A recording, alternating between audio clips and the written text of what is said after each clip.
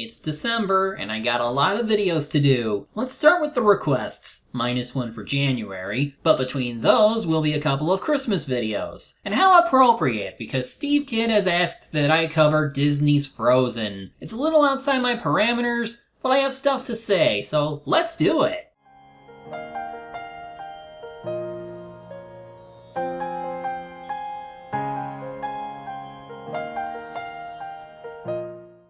Frozen was very much inspired by the Danish tale The Snow Queen by Hans Christian Andersen. Disney had attempted to adapt the story since the 1940s, with their first attempt being part of a hybrid anthology movie similar to Fun and Fancy Free. But that got canned in favor of producing World War II propaganda. Then, after one failed attempt to adapt the story in the early 2000s, John Lasseter convinced Chris Buck, of Disney's Tarzan fame, to come back to Disney in 2008 and help produce the eventually named film Frozen. While some elements from The Snow Queen remained, they opted to tackle different themes regarding true love, while also trying not to repeat the standard Disney princess formula of their past regarding certain elements. They also considered doing traditional animation before going with the CG style they're so used to by now, and also since they didn't want to pay the 2D artists more than when you can pay less for CGI. But before long, it would be released in 2013 to critical acclaim and a whopping $1.3 billion grossing at the box office, which for a while made it the highest grossing animated movie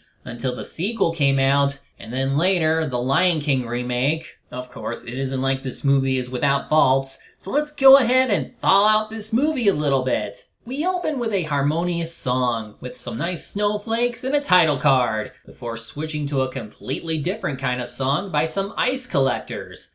What are they here to do? So cut through the heart, cold and clear, strike for love and strike for fear, seed of beauty sharp and clear. Who let this kid here? And is that baby caribou trained? Oh well, I'm sure they won't amount to anything later. After this, we move over to where our main characters are, in the Kingdom of Arendelle, inspired by Norway. The white-haired girl that's trying to sleep is Elsa, voiced by Eva Bella and later Idina Menzel, while the one trying to get her to play with her is her sister Anna, later voiced by Christian Bell. Elsa doesn't seem to want to play, at least until Anna says the magic words. Do you want to build a snowman? So yeah, it seems Elsa has cryokinesis, letting her produce snow and ice. It isn't revealed how or why she has this ability, at least not until the sequel, though they treat it as normal, so that's really all we need to know. That snowman they build, Olaf, looks like the one from the cover art. Well, he won't be coming to life just yet. For now, Anna tries getting Elsa to build higher mounds of snow for her to jump on, but she pushes her too far, and then... looks like Anna's got a nasty case of brain freeze. Their parents come in and realize they need some magical assistance from their friends, the rock trolls. As they go to them, the boy and his caribou end up following them to watch what happens, only to be adopted by one of the trolls because I guess they're orphans. Either way, the troll leader, Grand Pabby, voiced by Ciaran Hinds, is able to save Anna. However, I recommend we remove all magic, even memories of magic, to be safe. But don't worry, I leave the fun. now, it'd be one thing if this was a trade-off to removing a powerful enchantment like the brain freeze, but that isn't the case. Even then, the big problem, and one of many people have with this movie, is just how everyone decides that this is the best solution to an otherwise fixable problem. Maybe it's because of how they word it, like they seem to indicate that Elsa's magic can change minds or hearts. But many would think having them talk to Anna about what happened being an accident and that she shouldn't push her sister so much can prevent this from happening again. Like what parents should do to help them learn boundaries and themselves. Instead, by forcing Elsa to keep her powers to herself, you end up guilting her for having dangerous powers instead of learning how to better use them without harm. And as for Anna, well, this next song pretty much shows how she's taking this. Do you want to build a snowman? Come on, let's go and play. I never see you anymore. Come out the door, it's like you've gone away. All Pabbie did was alter her memories with Elsa's magic, so she just remembers having a good time with her. Yet all of a sudden, her sister wants nothing to do with her and she doesn't know why. While some of what she does during the song is amusing,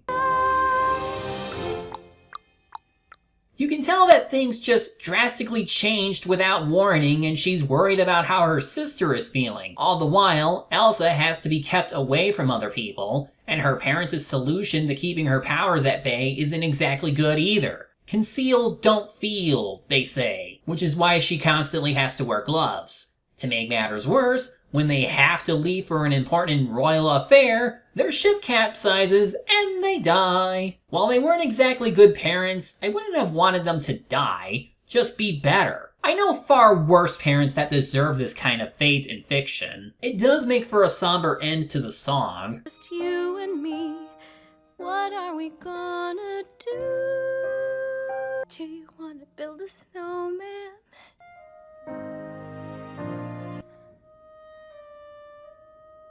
In any other situation, the separation of two sisters once close to each other could have been really sad and meaningful, especially when they both share grief for family loss. I just wish the way it happened was better executed, since it felt like the adults didn't trust the kids to learn and forgive. Time passes, and soon it's time to celebrate Elsa's upcoming coronation. Many people are excited, including foreign ministers wanting to do business with Arendelle. I bet they're absolutely lovely. I bet they are beautiful.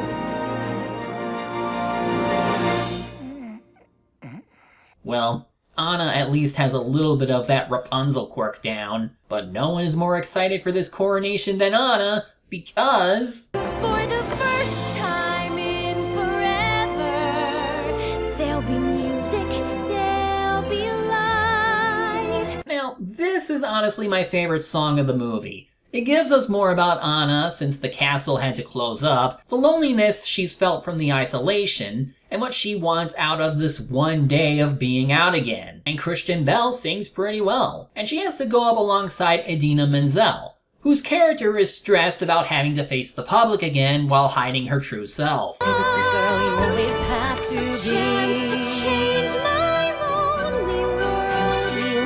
A chance to find true love. Conceal, don't feel, don't let them know it all ends. Moving on, Anna gets bumped into by this charming fellow named Hans, voiced by Santino Fontana. He seems nice enough, apologetic, and both seem to find some spark between each other. But we'll get more later, because it's coronation time. Elsa gets the crown, but now has to take her gloves off to hold two royal objects. But of course, whatever she touches tends to freeze. Queen Elsa of Arendelle.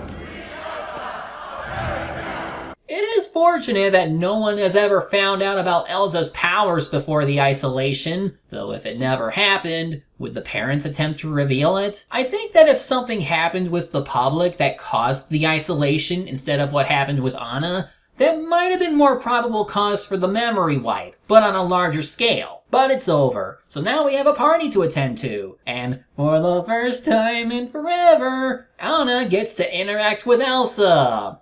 Probably. You look beautiful. Thank you.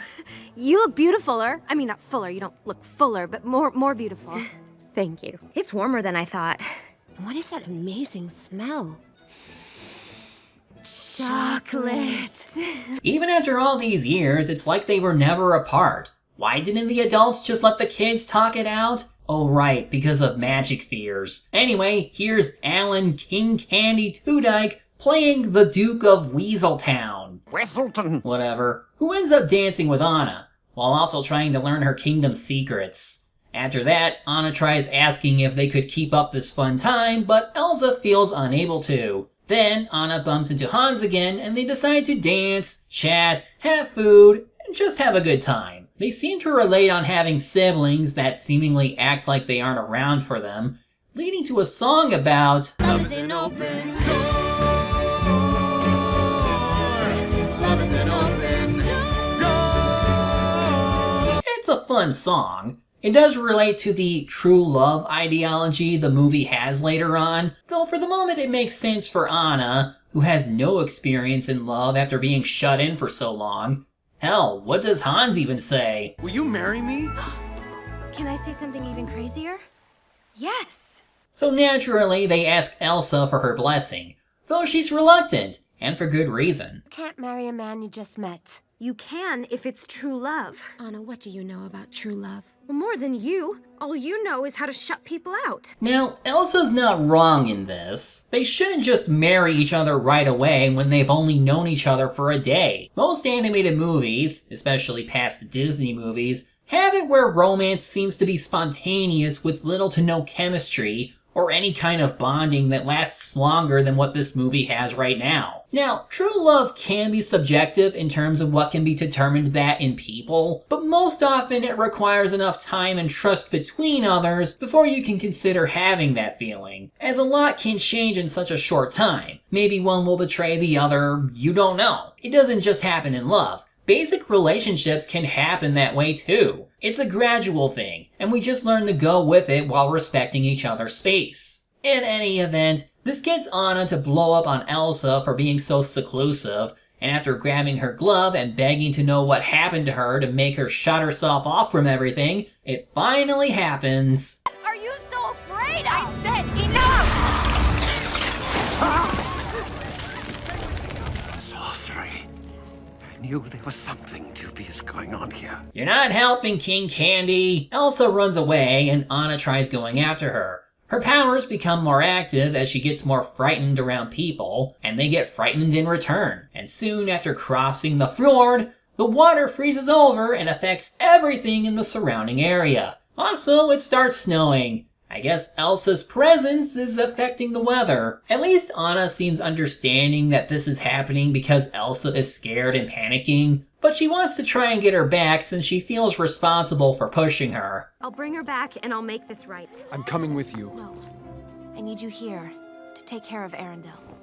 On my honor. I leave Prince Hans in charge. Now, in any other situation, it would probably be a bad thing to let a complete royal stranger in control of your kingdom in case something happened to you. But, and this is ignoring what happens later, this is one of the rare cases where she made a good judgment call. Because Hans does indeed help the people out, like a good leader should. He makes use of the palace for the people to rest in, gives out warm blankets, and offers food.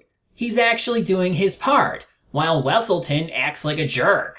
Are we expected to just sit here and freeze while you give away all of Arendale's tradable goods? And I'll say right now, this will be part of something I have to mention when we get to a certain point later. For now, we get back on point, because it's time for the one breakout song of the movie, as in the award-winning nominated kind that Disney wanted. Everyone's heard it, so for convenience I can withhold parts of it for copyright's sake, but I can at least play a bit of my favorite part of the song to start. Let it go, when I rise like the break of dawn. Let it go, that perfect girl that's gone. This is meant to be the accumulation of Elsa's life of hiding your true self, bottle up your feelings, conceal, don't feel, hide everything about yourself from everything and be normal. She's finally free and letting it all go. And Idina Menzel really delivers on the vocal delivery, while also being backed up by the beautiful ice effects as she builds up her new palace. The CGI in this movie is really good when it comes to the environments and such, though I really have to wonder how different it would have been if they had gone with the original plan to traditionally animate this. Past movies, even when making use of digital animation, were able to come up with some amazing backgrounds and sets. Hell, the concept art, including those from Claire Keane, shows some of what they would have done with this and the original Snow Queen idea they had. But in the end, it's up to the executives what they think is best, though they aren't exactly the best decision makers. Maybe that's reflected in the adults of this movie. Anyway, Anna gets stranded after her horse gets spooked by falling snow. Would have helped if Anna brought a coat along, but I guess she was that in a hurry. Still, she finds a store out in the woods, owned by my favorite side character. Big summer blowout? Half-off swimming suits? Clogs? And a sunbalm of my own invention, yeah? Oaken, voiced by Chris Williams, is just so jolly and I love him so much. He's having a summer blowout in the middle of a sudden winter storm, and that's no good for our third main character, Kristoff, voiced by Jonathan Groff. He and his caribou, Sven, who Frank Welker voices, were both at the start of the movie and during that early Coronation Day scene. Still 40, but I will throw in a visit to Okensana. Woohoo! Hi, family! Oh, Oaken is gay? I've never seen that in a Disney movie before this.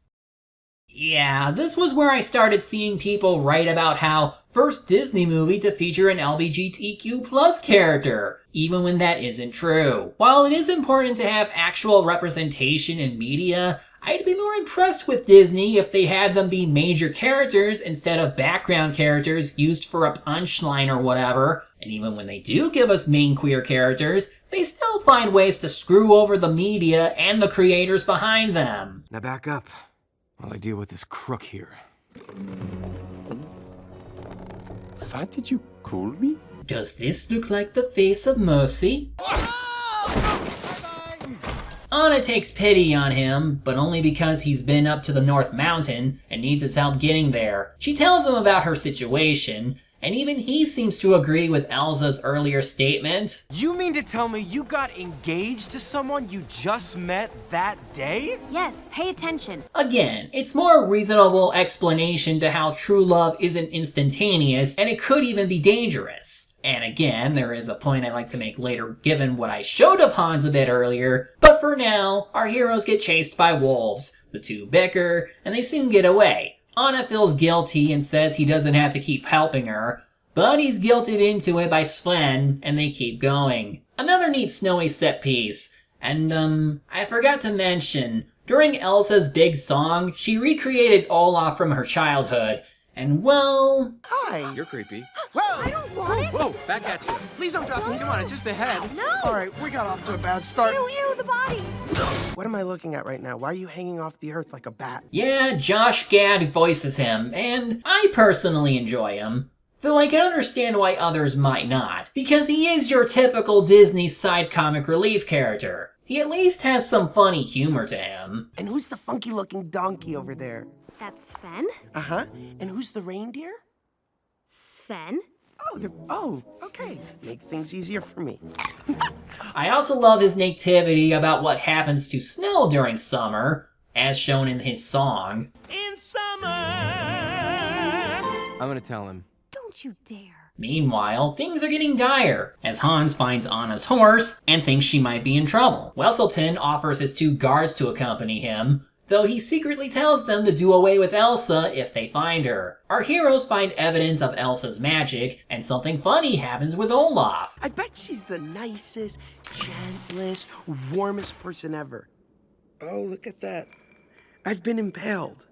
Anna's determined to get to the palace, so Kristoff helps her reach it. He definitely wants to check it out, because he loves ice, but she insists he stay behind. The interior is lovely, if a bit too bright on the blue, and she finds Elsa's new look. Anna tries talking with her about belonging in Arendelle, though Elsa insists she's better off alone so she doesn't hurt anyone. This is further strengthened by past trauma, leading to a brief reprisal of First Time and Forever that ultimately leads to a dramatic bit. Oh, now we get to see what Pabbie meant about earlier. Elsa summons a snow monster named Marshmallow by Olaf, who first just tosses them out. But because Anna is too mad and throws a snowball at him, he gives chase. They try climbing down the side of a mountain, but Marshmallow catches on. Don't come back! You pulled them up just to say that? Good thing there's all this soft snow to keep them from dying. Seems Elsa's magic is causing the white streak in her hair to grow, and Chris decides to take Anna to meet the ones who can fix it. He means the trolls, of course, who raised him since he was a kid. They're all nice, contrasting with the original tale where the one troll was evil. Pabbie is sleeping and needs to be woken up, but while they do that, they engage in another song because they believe Kristoff brought a woman to be engaged with him. but... So he's a bit of a fixer-upper. So he's got a few flaws. Like his peculiar reindeer. This thing with the reindeer that's a little outside of nature's This laws. is not about me. This feels like a contradiction to what they were trying to say with how true love isn't instantaneous. Though then again, they're just playing matchmaker at the moment, pointing out his flaws, that he is a good guy but kind of a dumbass in some regard. It's funny coming from them, though you kinda got that same vibe during Anna and Hans's bonding scene, and that led to those not wanting them to hook up. Now you're okay with doing it with these two? Isn't that a problem? That's a minor thing. Right at the end, Anna feels more of the negative effects of the frozen heart, just as Paddy finally wakes up from his nap. Unlike before, he can't change the magic affecting it, as only one thing can fix that. Of true love can thaw a frozen heart. An act of true love? A true love's kiss, perhaps? And that will at least answer another aspect of what true love can entail. And since they only have Hans to rely on right now, they can only head back home. All the while, Elsa is starting to lose control again, as now her ice can turn blood red, just like Gray did in Fairy Tale. Hans's party show up at the Ice Palace, and first have to fight Marshmallow, while Wesselton's goons go after Elsa. Hans defeats Marshmallow, and reaches Elsa in time. Don't be the monster they fear you are! Though he still has to keep the one guy remaining from shooting her, even if it still hits her chandelier. They take her back while binding her so she can't use her powers, and so they can try and get her to undo the magic on the kingdom. Don't you see? I can't. You have to tell them to let me go. Well, Anna makes it back home, and Chris feels sad that he can't stay around. Hans and Anna reunite. She relays what they learned and how true love's kiss might do the trick. If only there was someone out there who loved you. Yep. It's that twist. Because it worked so well in Wreck-It Ralph, why not do it again? Except it doesn't actually work well here, because it literally makes no sense given everything we've seen up to this point. Yes, they did establish on occasion that you shouldn't just elope with someone you just met, as if you should have caution in case someone tries to hurt you. While it is true that there are people who can fake kindness, there are also those who are serious about wanting to build a relationship of some kind, or just be kind in general. In Hans's case, all he did was act like a legit good guy, helping the civilians, risking his own life to find Elsa, and even protecting her from being killed when he wouldn't have much reason to, since it's revealed in a bit that he has plans to kill her. Like, all this just to take the kingdom for himself, simply because he's the last in line in his family? Really? The only reason they did this is to try and subvert expectations, which might have worked had that earlier encounter turned out differently and he let Elsa die while pretending that he couldn't do a thing to save her, which could lead to Elsa coming back a monster to try and save Anna after he had his way with her or whatever. Or hell, if he wanted to go kill Elsa at this point, maybe it's because any kiss he and Anna have isn't true love, and he gets frustrated to the point where he thinks there's no other choice to save everyone but to kill her. I just think that while there's more to love and trust than what Disney is used to conveying in earlier films, they also could have made a point that people are complex and not everyone is going to be some evil, twisted person out to take advantage of you. It's okay to reserve trust, as people who've been hurt have a hard time opening up. They aren't obligated to give it out right away, or at all. Hans could at least be the one character whose heart was in the right place, but he's flawed to where he too has things to learn. Instead, he locks Anna up, lies to the others about her dying while accepting marriage, all to assume control. As they head to Elsa's cell, her magic starts freezing everything around her and collapses the room, letting her escape. Outside, Sven forces Kristoff to realize that he should really be with Anna. That and the storm is increasing, so she might be in danger. Olaf gets to her first and does his best to restart the fire that Hans put out. You really don't know anything about love, do you? Olaf, you're melting. Some people are worth melting for. Aww. Well, she knows Chris loves her, so maybe that will count? If they can get out of the castle, because the freezing is getting worse. They get out and make it onto the ford, though we lose Olaf to the blizzard. Anna heads toward the sound of Kristoff, while Elsa tries escaping from Hans, who tries to guilt Elsa for what she did. Your sister is dead! Because of you! Oh hey, like that earlier grief scene. At least Anna and Chris see each other, but she also sees Elsa about to be killed, and...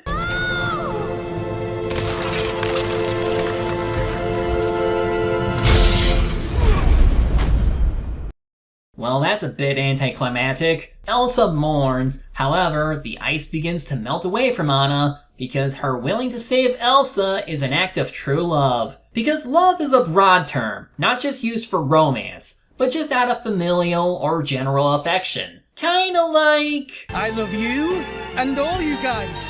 So now, Elsa has a better understanding of her magic, that she can control it with love for herself and others. It is a part of her, and if she can love herself, there's nothing she can't do. They save Olaf from melting by giving him a personal flurry cloud. And now, what to do about Hans? You froze your heart. The only frozen heart around here is yours. So he's to be taken home and dealt with by his family. And as for Wesselton... Arendelle will henceforth and forever no longer do business of any sort with Weaseltown. Weaselton! It's Weaselton! Anna gets Chris a new sled, like she promised, meaning they're still building their relationship. And Olaf reenacts part of the early teasers for this movie. And of course, Elsa is no longer afraid of showing off her magic to the people, who in turn are no longer afraid of her. No more will they shut themselves off from everyone. They will keep the gates open forever.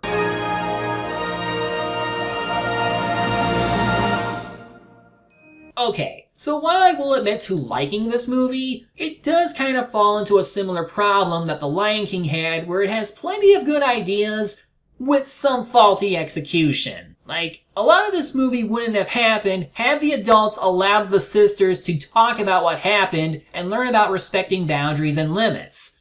There was no need to isolate Elsa from everyone or hide away her powers out of fear, as all that does is cause her to repress her feelings and bottle up her emotions, which are also tied to her magic, and that ended up going out of control in the process. I also think that having Hans as a villain out of nowhere was a terrible call. Not really so much for the subvert expectations thing, but just because they could have benefited without a real villain. I mean, Wesselton was one, but not a major threat like King Candy or the like. Hans could just be someone who is just as clueless about love as Anna, and maybe learn to take it nice and slow in case there's someone for him while being another friend to the group. Most other things I don't have much issue with, though some of the original ideas and concepts seem like they would have been better in the grand scheme of things. Like back when they were still going with having the Snow Queen, they would have had her ride a freaking orca!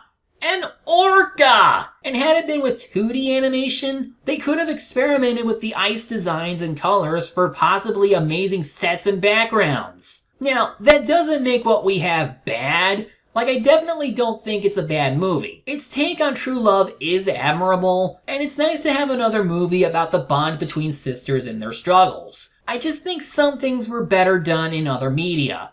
Hell, Lilo and Stitch had the more interesting sister dynamic while also being about indigenous people, rather than two royal princesses. You can still relate to them all, though I would want the former to receive just as much attention when they aren't as represented as much. Elsa and Anna are a good pair of characters, and both would make waves in various Disney venues and side media. The marketing for this movie was rather intense, which helped with its overall reception. Again, there is plenty of good to be had with the movie, like the main characters, the animation, and the music. But mostly the story is where it falters a bit. I'd say watch and decide for yourself, but given current political stuff, you might have to pirate it. Unlike the next movie, which is by a former Disney employee. I'll see you then. Let it go.